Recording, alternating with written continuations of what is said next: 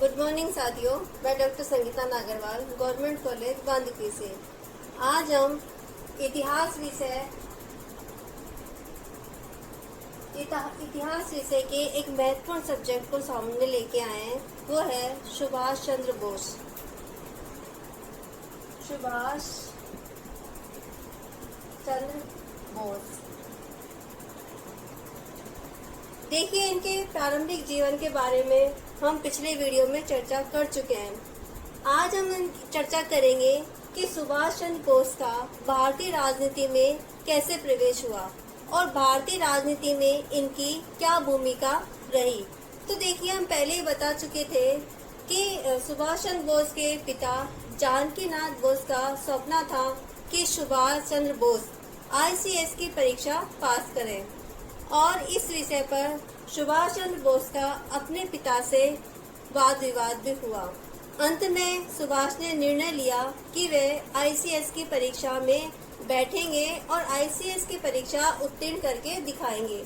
और इसी के लिए ICS की परीक्षा उत्तीर्ण करने के लिए वो 1919 में इंग्लैंड चले गए। उन्होंने वहां जाके ICS की परीक्षा पास की और उसमें चौथा स्थान प्राप्त किया। लेकिन यहाँ हम देखेंगे कि सुभाष चंद्र बोस का सरकारी नौकरी करने में कोई इंटरेस्ट नहीं था। उनके विचारों पर स्वामी विवेकानंद और अरविंद घोष के विचारों का बहुत अधिक प्रभाव था, तो वो किसी भी सूरत में ब्रिटिश सरकार की नौकरी नहीं करना चाहते थे और इसीलिए उन्होंने मॉन्टेग्यू को अपना त्याग पत्र दे दिया और वो 16 जुलाई 1921 को 16 जुलाई 1921 को स्वदेश लौट आए। स्वदेश लौटने के बाद सबसे पहले वो 20 जुलाई 1921 को महात्मा गांधी से मिले। इस समय महात्मा गांधी मुंबई के मणि भवन में निवास कर रहे थे। वहीं पर सुभाष बाबू महात्मा गांधी से मिले। यह महात्मा गांधी के साथ सुभाष चंद्र बोस की पहली मुलाकात थी, लेकिन इस मुलाकात रविंद्रनाथ टैगोर की सलाह पर सुभाष बोस ने की, लेकिन इस मुलाकात से सुभाष चंद्र बोस ज्यादा खुश नहीं हुए। उनको गांधी की विचारधारा से नाराजगी हुई और वो गांधी अपनी विचारधारा से सुभाष को प्रभावित नहीं कर पाए। इसके बाद सुभाष चंद्र बोस कलकत्ता चले गए। कलकत्ता जाकर वो दास बाबू से मिले। दास बाबू कौन थे? दास बाबू जो चित्तरंजन दास थे। चित्तरंजन दास को ही दास बाबू के नाम से जाना जाता था। दास बाबू के विचारों से सुभाष बाबू बहुत प्रभावित हुए और उनके सानिध्य में रहकर ही उन्होंने आंदोलन में अपना योगदान दिया। दास बाबू ही सुभाष चंद्र बोस के राजनीतिक गुरु हुए। अब इस समय देखिए असहयोग आंदोलन। इस समय भारत में असहयोग आंदोलन चल रहा था और बंगाल में इसका नेतृत्व चित्तरंजन दास कर रहे थे। चित्तरंजन दास ने सुभाष चंद्र बोस को रचनात्मक कार्यों में सहयोग देने को कहा और सुभाष चंद्र बोस ने दास बाबू के कहने पर असहयोग आंदोलन में रचनात्मक कार्यों में सहयोग दिया। इसके बाद हम सभी जानते हैं कि असहयोग आंदोलन के समय सभी सरकारी संस्थाओं का बहिष्कार किया जा रहा था और राष्ट्रीय संस्थाओं की स्थापना की जा रही थी। तो इसी क्रम में चित्तरंजन दास ने एक नेशनल कॉलेज की स्थापना की। नेशनल कॉलेज और सुभाष बाबू को इसका प्रिंसिपल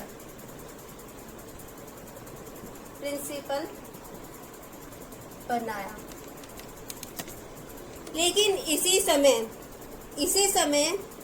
5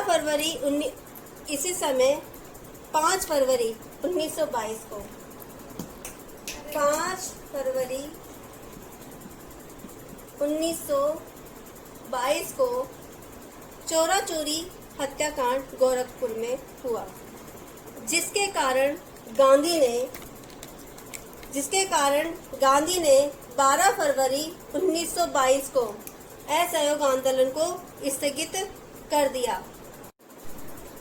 देखिए, इस समय भारत में असहयोग आंदोलन चल रहा था और बंगाल में हम बता चुके हैं कि बंगाल में इसका नेतृत्व चित्तरंजन दास कर रहे थे और चित्तरंजन दास का सहयोग सुभाष बाबू कर रहे थे। लेकिन इसी समय फरवरी 1922 में गोरखपुर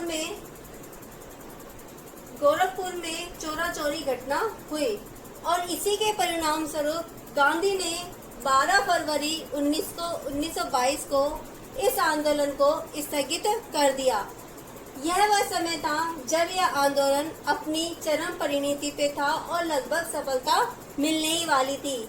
लेकिन जब एकदम से गांधी ने अचानक इस आंदोलन को स्थगित कर दिया तो भारत के लगभग सभी नेताओं ने गांधी के इन विचारों का विरोध किया, क्योंकि वो नेता नहीं चाहते थे कि इस समय गांधी इस आंदोलन को स्थगित कर दें। तो इसमें सुभाष चंद्र बोस भी प्रमुख थे, जिन्होंने गांधी के इस आंदोलन को बंद करने का विरोध किया। उन्होंने कहा कि गांधी के इस समय आंदोलन को स्थगित करना अनुचित है। उनका कहना था कि डिक्टेटर का हुक्म इस वक्त मान लिया गया, लेकिन कांग्रेस शिविर में नियमित विद्रोह फैल गया, जबकि जनता का जोश उभर रहा था। उस वक्त पीछे हटने का हुक्म देना राष्ट्र के दुर्भाग्य के अलावा कुछ नहीं था। तो यहाँ हम देखेंगे, जब गांधी ने असहयोग आंदोलन स्थगित किया तो कांग्रेस में दो विचारधाराएं हो गई। एक तो गांधी समर्थक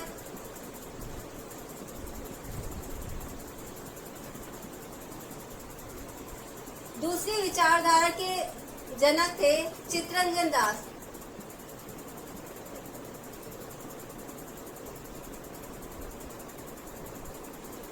चित्तरंजन दास इस समय चाहते थे कि काउंसिल में रहकर स्वराज्य के लिए मांग की जाए और विधानसभा में चुनाव के माध्यम से प्रवेश पाया जाए, लेकिन गांधी समर्थक ऐसा नहीं चाहते थे।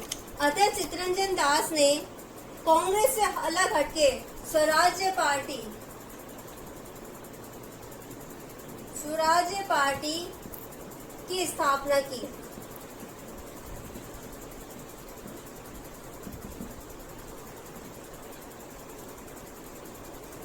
स्वराज्य पार्टी चाहती थी कि स्वराज्य की मांग पर चुनाव लड़ा जाए और चुनाव के आधार पर काउंसिलों में प्रवेश करके उत्तरदायी शासन व्यवस्था का प्रचार किया जाए। लेकिन कांग्रेस के अन्य सदस्यों ने इस मांग को नहीं माना। दिसंबर 1922 में गया में कांग्रेस का अधिवेशन हुआ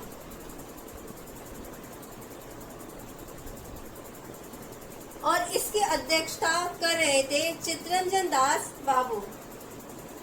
यहाँ पर उन्होंने अपना प्रस्ताव रखा कि काउंसिल में प्रवेश लेकर सरकार की नीति में बाधा पहुंचाई जाए, लेकिन अन्य लोग इस बात के लिए सहमत नहीं थे और इस बात को लेकर कांग्रेस में बड़ा विवाद हुआ।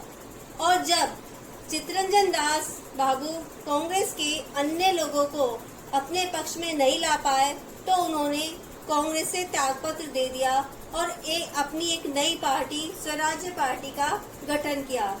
इस स्वराज्य पार्टी के संस्थापक चित्तरंजन दास बाबू और मोतीलाल नेहरू दोनों थे। आगे देखिए,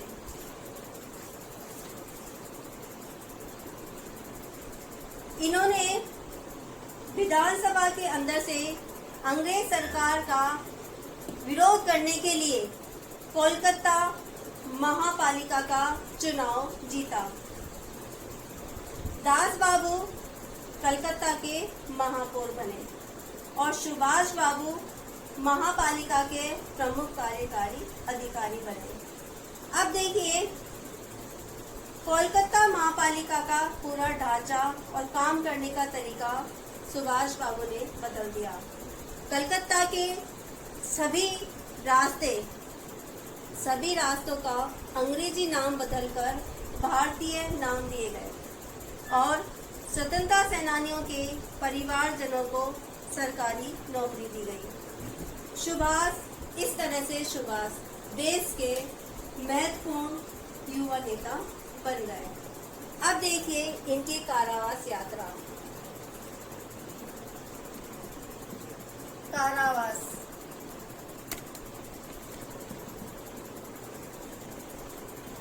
इसी समय लॉर्ड रीडिंग, जो तत्कालीन भारत के वायसराय थे, इन्होंने फरमान नंबर 1 जारी किया 25 अक्टूबर 1924। 25 अक्टूबर 1924 को फरमान नंबर 1 जारी किया। इसमें बंगाल के अधिकारियों को अधिकार दिया गया कि बंगाल के अधिकारी आम अदालती कार्रवाई किए बिना ही किसी भी देशभक्त को दंड दे सकते हैं। दास बाबू व सुभाष बाबू द्वारा इसका विरोध किया गया। सुभाष बाबू व दास बाबू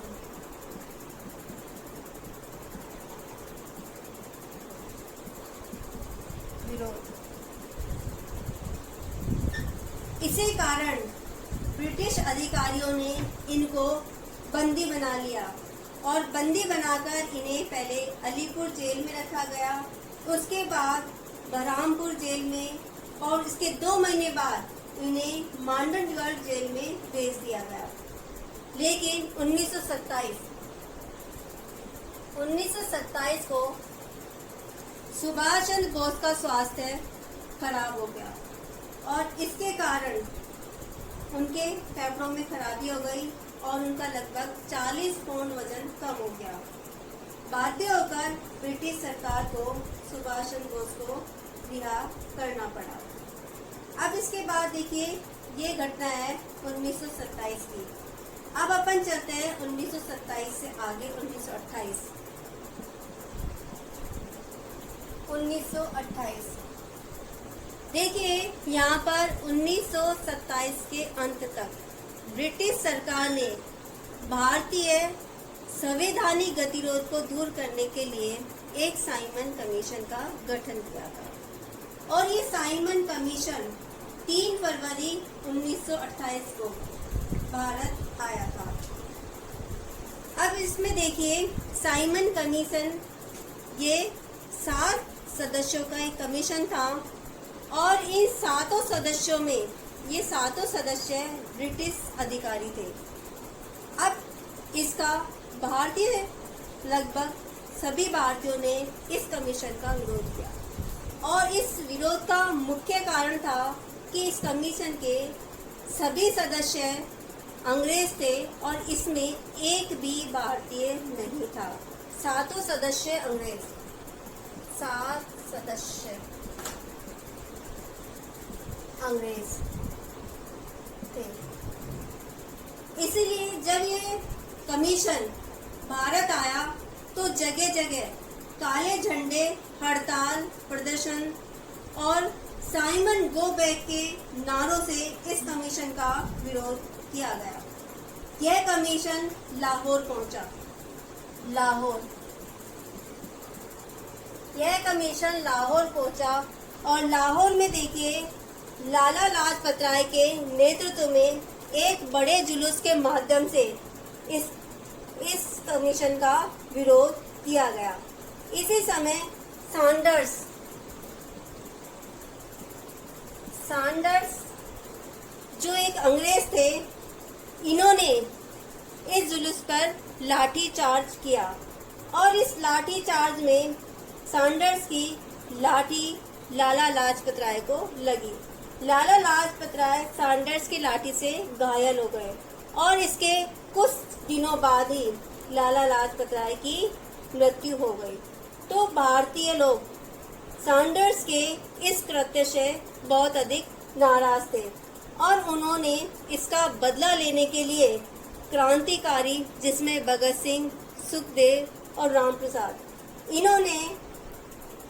इन्होंने लाला लाजपत राय की मौत का बदला लेने के लिए सैंडर्स को मौत के घाट उतार दिया। अब देखिए, कलकत्ता में साइमन कमीशन का विरोध कर रहे थे सुभाष चंद्र बोस। सुभाष चंद्र बोस ने कलकत्ता में इस आंदोलन का नेतृत्व किया। इसके बाद देखिए नेहरू रिपोर्ट। नवंबर 1928 में देखिए, इस समय तक सुभाष बाबू एक युवा नेता के रूप में प्रसिद्धि पा चुके थे और सुभाष चंद्र बोस ने इस समय जवाहरलाल नेहरू के साथ मिलकर युवाओं का एक लीग बनाया और ये लीग था ऑल इंडिया इंडिपेंडेंस लीग और इसकी स्थापना की गई नवंबर 1928 में। अब देखिए, इसके बाद हमने साइमन कमीशन की चर्चा की थी और बताया था कि साइमन कमीशन का विरोध भारत के लगभग सभी हिस्सों में हुआ था। इसके प्रावधान तो बाद में आए, लेकिन इसके गठन को लेकर ही भारत में सब जगह विरोध हो गया था। इस बात से परेशान होकर भारत सचिव ने भारतीयों के समक्ष एक चुनौती रखी। उन्होंने कहा कि अगर भारतीयों में इतना ही दम है तो वो सभी दलों की सहमति से एक संविधान का प्रारूप तैयार करें और ब्रिटिश सरकार इसके संबंध में नरम दिल होकर विचार करेगी। तो भारत सचिव की चुनौती को स्वीकार करते हुए भारतीयों ने एक कमेटी का गठन किया और इस कमेटी का नेतृत्व कर रहे थे मोतीलाल नेहरू और इसके सदस्य थे सुभाष चंद्र बोस। तो देखिए, मोतीलाल नेहरू प्लस सुभाष बोस। अब देखिए, ब्रिटिश सरकार के इस चुनौती को लेकर मोतीलाल नेहरू और सुभाष चंद्र बोस दोनों ने मिलकर एक रिपोर्ट तैयार की और इस रिपोर्ट को नाम दिया गया नेहरू रिपोर्ट। अब इस नेहरू रिपोर्ट में क्या प्रावधान दिए गए थे, ये हमारी चर्चा का विषय नहीं है। हम सिर्फ ये बताना चाह रहे थे कि सुभाष चंद्र बोस का जो बात उस समय या तत्कालीन भारत में जो राजनीतिक घटनाएं घट रही थी, उसमें सुभाष बाबू का क्या योगदान रहा था और किस तरह से वो अपना योगदान देते हुए उनका गांधी से किस तरह से मतभेद हुआ और उनको कांग्रेस से त्यागपत्र देना पड़ा और कांग्रेस से त्यागपत्र देने के बाद उन्होंने क्या किया, उनका अगला कदम क्या रहा, इसकी चर्चा हम अगले वीडियो में करेंगे। नमस्कार।